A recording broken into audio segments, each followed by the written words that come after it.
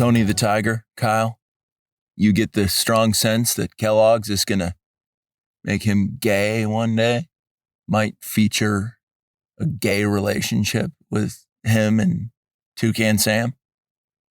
That's one way to sell a box of cereal, isn't it, Kyle?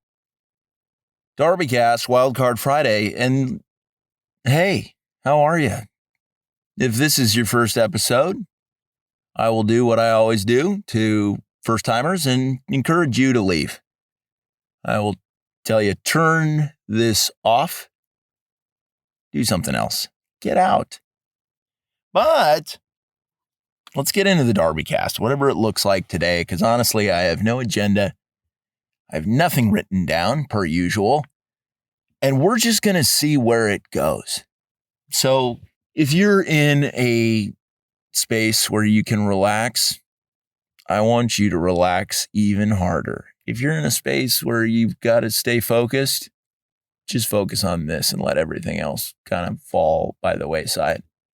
Even if you're using heavy machinery, I want you to just kind of check out mentally and check into this, because you're probably going to get one or two things over the next 30 minutes or so that you're like, nice.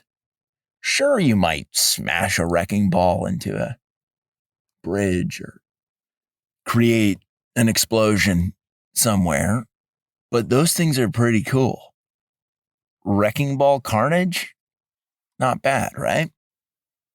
Let's get into imagination mode real quick, DarbyCast doctors. I want you to board the DarbyCast train of imagination. Pull out that ticket, that shiny red ticket with golden calligraphy. We like that, don't we, Kyle? Calligraphy, lost art. Most people can't write in cursive anymore. I hated it as a kid. But that's how your ticket looks, DarbyCast doctors. You've got this great ticket, and there I am, Conductor DarbyCast, up front on the locomotive and saying, good to see you, DarbyCast doctors. I give everyone a compliment as they board the train. Imagine that for a second. You're boarding a train that's really cool. So well maintained. It looks like it was maybe built in the 1940s in terms of the style, but in terms of the quality, it's like, did you use lasers to do that? But as you're boarding this beautiful train, and I'm taking your tickets and refusing some people's tickets, I give them a once over. I'm like, you need to get lost. Even if it's a valid ticket, rip it up on the spot and be like, how did you find the train station? This is supposed to be a sacred, secret place. But I'm giving everybody compliments. I'm looking at some ladies and saying, wow, new moisturizer? Is that what you're using? Your skin is, whew, that feels good. Guys boarding the train, I'm saying, you look so studied with books. It's these compliments, they go a long way. So everybody, think about that as you're boarding a train. That you get the perfect compliment for you that's custom tailored to what your best attribute is. Some people just went in their mind's eye, I could use some recognition on my calves. I work so hard to beef these things up and nobody really gives me the time of day. I know they're looking at them, but I wish somebody would just give me the words of affirmation. That's my love language. Sometimes I need to hear it. What other good things do people have? Mighty spirits. Say, whoa, hey, spiritual presence here. Looks like somebody's pretty far on the walk with JC. But now that we're all aboard the imagination train, let's use it, right? What point is there in getting on a train made out of positivity and steel if you're not going to use it? So we pull out of the station. The train makes very little noise because it's powered by a nuclear reactor. I'm very pro nuclear reactor. It's very safe, provided that we've got some DarbyCast doctors just kind of monitoring the situation. But we pull out of the train station, little reverse action to a U-turn train track whodunit, which We're all pretty familiar with what that looks like. And then we're full speed ahead. Nuclear reactor powered train of imagination filled up with excellent people with good attitudes who just want to chill, but also to learn. The Magic School Bus, for example, had magical imagination properties, much like the DarbyCast Express. However, those kids were freeloading loafers the whole time. They actually didn't care about learning.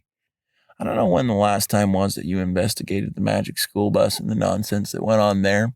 That teacher took the kids to get acquainted with fish in one. It was either a book or an episode animated. Kyle, you still watch the Magic School Bus, don't you? You know what I'm talking about. When the trout blows a load on the bus, look it up. That's a real thing. The Magic School Bus shrinks and a trout just ejaculates all over the bus. I wish I were kidding. A lot of people say the kids are exposed to too much these days, but I'm going to tell you, it's been going on for a while. Kids being exposed to too much. I would be fine as an adult operating in this world of ours if I didn't have intimate knowledge of what it might be like to get nutted on during spawning season. But now that we're on the DarbyCast train of imagination, I want you to just prepare to take your imagination and turn it up to a 14 out of 6. Okay? So now that you're fully ramped up, dialed in, and ready to live in a way that you never have, close your eyes. Wherever you're at. Again, people operating heavy machinery, which make up a sizable portion of the DarbyCast. I don't know, for one reason or another, I just have that intuition that a good number of DarbyCast listeners, not an insignificant number, can handle a bobcat, can hit the ones and twos on a crane, can take a steamroller and level some asphalt. Kyle, where was I going with that? All right, let's just get back on the train. Imagine a fictitious society. This is all made up, obviously. So imagine a society that has unlimited access to information in an unprecedented way, but they never access it on a regular basis. Most of the people in this society have never asked a good question in their whole lives. Within everyone in this society's grasp is vast and nearly incomprehensible computational power. Mysteries of the universe are a mere click and a half away. Full understanding of psychology, social dynamics, economics, every book ever written is right there. And imagine for a second that with all of that, somehow people choose to spend their time with all of this robust information at their fingertips. They choose to engage in gossip, popularity contests, watching idiotic ads, and also watching people bone. Imagine that for a second. I know it's a stretch. Now keep imagining that this population, their leaders, are shadowy dirtbags who are bloodthirsty goblin rats who are also spiders, who enjoy fine wine, steak, and occasionally sexually blackmailing politicians. I know this is tough to imagine, but try to consider it. So these shadowy spider pig bat amalgams, they don't have a whole lot to worry about because everybody in the population is incredibly concerned with increasing pleasure and comfort. Imagine 3D headsets on some people and just pumping away at a fleshlight while watching porn. First person point of view. That's what some people are doing in this imaginary scenario. Then imagine, okay, just push yourself now. Imagine that there's a fairly sizable portion of the population that has just a shred of understanding of all of the nonsense going on.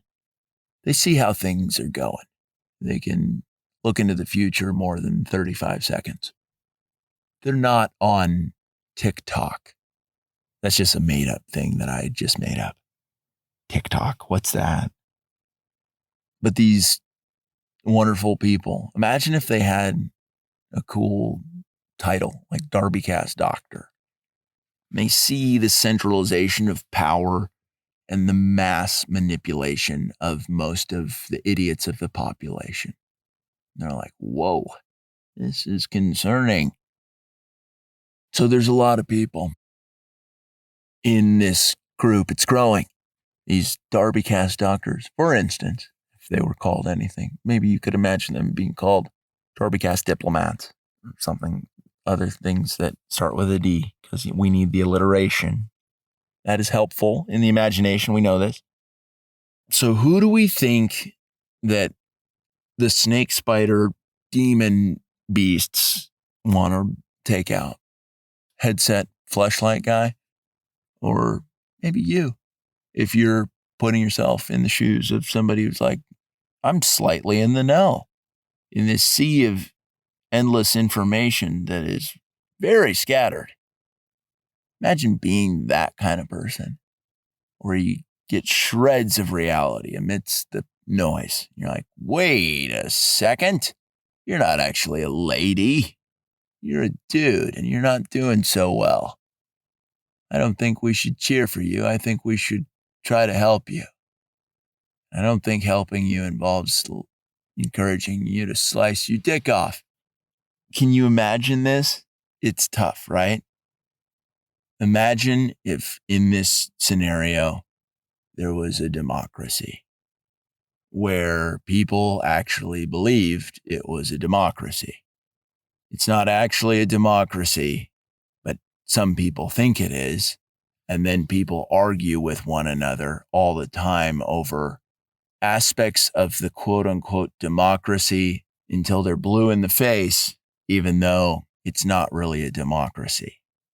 Where people are like, we need voting rights. And it's like, even if everybody had voting rights and there was perfect integrity in every single election, by the way, everybody does have pretty extensive voting rights. I don't know voter suppression that's happened in this made up society for over 60 years, 50, 60 years. Are you tracking with this imaginary scenario? Imagine being in the know and having conversations with people who simply aren't. Like, I ate a hot dog and watched some lesbians scissor and filled out a spreadsheet today. Life is good. Imagine talking with those people. How do you get through to them in this imaginary scenario? Flash forward. There is a pandemic in this imaginary place. Sounds serious, right? Sounds pretty fucking serious. But imagine the pandemic. Don't imagine it like the bubonic plague that killed like a little over a third of Europe. It's not like the Spanish flu where 50 million people died. It's not really that bad at all. It's still a pandemic, though. Imagine that. It's still a pandemic, you son of a bitch. And over 99% of people, close to 100% of people survive it. But it's serious. It's the most serious thing ever. Imagine it's just killing everybody. Except by everybody, I mean the incredibly feeble and the morbidly obese and people who are exceptionally old and on death's door anyway. But it's also killing everybody. Right? Oh, it's scary. It's freaking scary. Where the average age of somebody who's tragically lost in this thing is older than the average life expectancy. Spooky. Spooky. It's not okay. This pandemic, imaginary, obviously.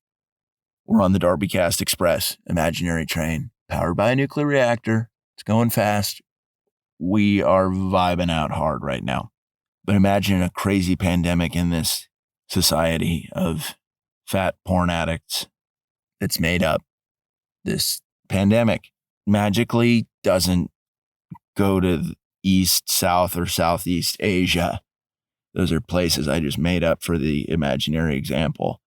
And imagine in those places that I was just talking about, East, South, and Southeast Asia, imagine there were like 3 billion people living in filthy, crowded cities without running water or any kind of sanitary measures to keep the place clean. This violent, racist, and sexist pandemic is brutal. It's the most brutal. And you better be fucking freaked out by it in your imagination. Crazy thing about this pandemic, it's managed to upset the world economy. It's pretty nuts. It was just too serious for people to handle. Everything had to be shut down to protect the old and the fat. Our most important people. Kind of the people who are always making moves and they're so productive and sexy. That's another thing. They're youthful, vibrant, and sexy. Even the old. Even the fat. In this scenario, imagine we went through these weird health measures and we listened to some Italian goblin. For example, let's just come up with an Italian name. Let's call him Fauci. Imagine this, that everybody who is into reality shows, have you ever heard of that? Of course you haven't, because I made it up right now. People watch the news constantly. You're saying right now to yourself, like, what's that? What's the news? Imagine if people talked about stuff all the time, 24/7. You know, it's tough to imagine that. It's very tricky. But the world economy, because of this super raging pandemic, so dangerous, you have to get tested upwards of 5 times to know that you actually have it. That's how dangerous it is. So watch out. Watch out, okay? Keep you on your toes, in your mind's eye. The economy's tanking. Imagine the people in charge of the money supply who are in cahoots with the pig-faced spider cats. It's just what we're calling the people running this place. The economy's tanking. Terrible recession. And some of you are saying, aren't recession cycles pretty reliable and predictable? And I'm going to tell you right now, I'm running this, so just keep listening. All right, you still keeping that imagination fully engaged? Because you better be. Because this is not real, so you got to really push yourself to imagine it being totally real, what I'm describing. So, world economy, a lot of money gets printed. Inflation starts spiking. Quesadillas start costing $14. Can you imagine that? You've got loans being passed out all willy-nilly. You've got foreclosures on houses and businesses. A lot of businesses going under. Can you imagine that? I can't. I'm struggling too. This crazy pandemic, so serious, managed to, in this scenario, oust a president who tweeted stuff. I don't know what that means. It just kind of came to me in my imagination. Like, what's tweeting something? I don't get it.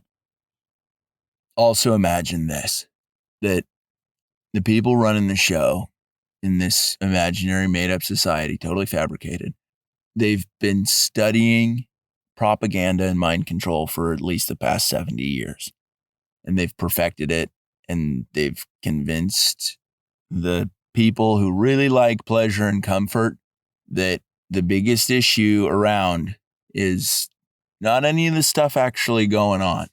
It's taking down statues and celebrating criminals and exploding the nuclear family and getting chicks to wear pantsuits and telling dudes not to lift weights.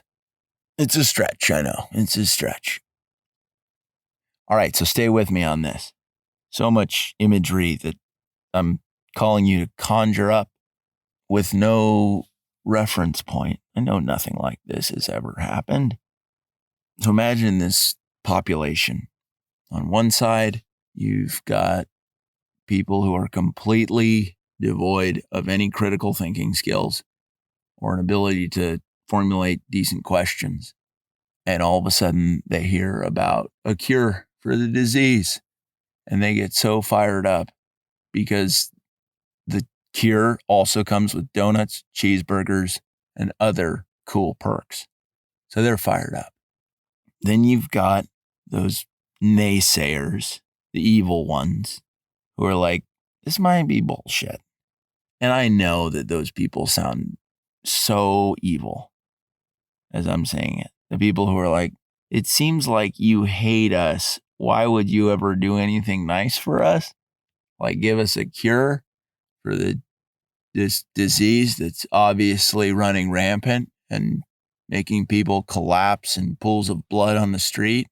It's that serious. I'm telling you, in this scenario, so many people fell victim to this pandemic that we had to start stacking bodies and burning them all over the place. It was that serious. It was that serious. Oh, you don't think it is? Well, let me keep telling you about it. So there's a lot of those people who are like, wait, you guys are the problem. You godforsaken tarantula parrots crossed with pigs and poo. The people who are kind of questioning the thing and be like, is it that serious? Is it as serious as you're making it out to be with your overblown ability to manipulate public perception in a way that many thought that could never happen? Wait, you're the problem and the solution? Isn't that a little convenient? So you got this cure, right? It's just like so chill that it creates a lot of problems for people.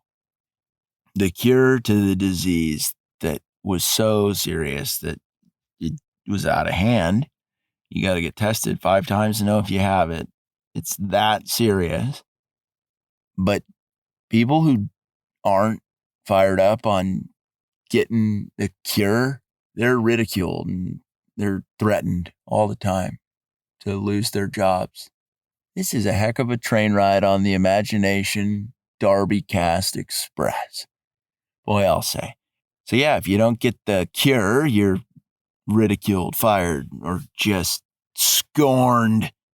All the while, the people who like cat videos and other stuff and hip hop music, cat videos and hip hop music is what a lot of the population's into.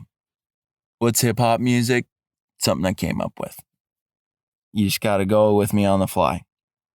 So these people, they're like, no, the cure's legit. You don't know a damn thing.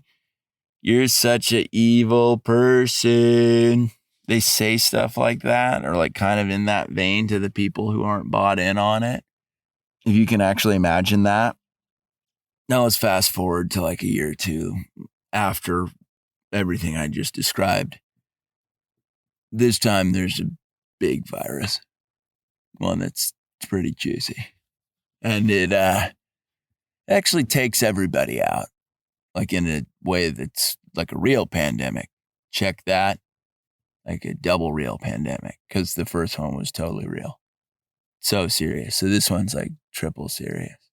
But I actually do mean that. Like a lot of people are going to pass. That's what we're all looking forward to in this imaginary scenario. So that's it. DarbyCast Wildcard Friday. Pretty crazy imaginary scenario. Enjoy your weekend.